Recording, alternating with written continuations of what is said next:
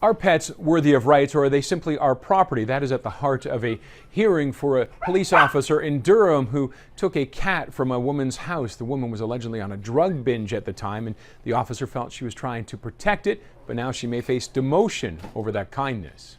So Beth goes in and she sees this woman who is out of control, and in the course of being in the residence walks into the kitchen and sees this poor little kitten. Joseph Markson is Constable Beth Richardson's lawyer. He says she is still stunned that she is facing disciplinary action for what she did last January. Richardson and several other officers answered a 911 call in Oshawa to check on a woman who had apparently been doing crystal meth for several days. When they got there, Richardson, after making sure the woman was okay, saw the malnourished cat under a table.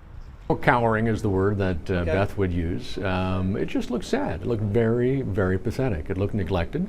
There was no one to take care of it that Beth could find. Rather than waiting for the OSPCA, Markson says Richardson took the cat to a vet, apparently without telling her supervisor or filling out the paperwork. He says she was worried because of the time that it might be hours or more before the OSPCA could get there. PC Richardson wanted to make sure that the kitten wasn't left at risk in that home and was properly cared for. I would think that's very consistent with her duties as a police officer. It would be inappropriate for us to comment on any particular case that's a legal case, but I think what we would say is we would congratulate any individual who would be looking to help an animal in distress. Karen Ormerod is the executive director of the Durham Humane Society. She feels it is important that an OSPCA officer be called into situations like this to better assess it. The person owning the animal could be ordered to take the animal to a vet, or it could be seized. I think it really is up to the discretion of the OSPCA officer who has been trained in that situation. So that night, a few hours later, the boyfriend of the woman called police and demanded the cat back, also threatening to have Richardson charged with theft.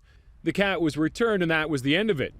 But now she's been charged with discreditable conduct and has a hearing next Wednesday. She could be demoted for her actions, which Markson feels would be a loss for the community. Shortly after this very occurrence, she saved the life of a man who had slashed his throat by applying pressure. And she received a commendation from the Durham Regional Police Service about that life-saving act on her part. And coming up, we talk to the animal rights group that is trying to get intervener status in this case on why they feel this is a landmark situation. The hearing is set for next Wednesday. We will be following it.